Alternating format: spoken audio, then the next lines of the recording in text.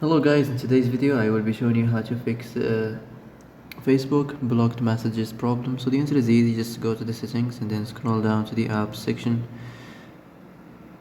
and then go to the search and search Facebook and then go to the storage and there you will find this clear cache option. Click on it. Now you can go check it if it works, and if it didn't you can try to restart your phone or turn the Wi-Fi off and on, or the Bluetooth or the airplane mode. Also you can try to clear data, but be careful. If you clear data, all these applications data will be deleted. This includes all files, the settings, the accounts, the databases, etc. So be careful if you want to clear your data.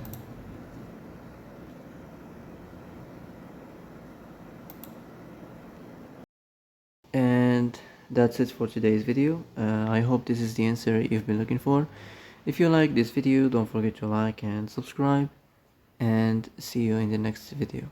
Thanks for watching.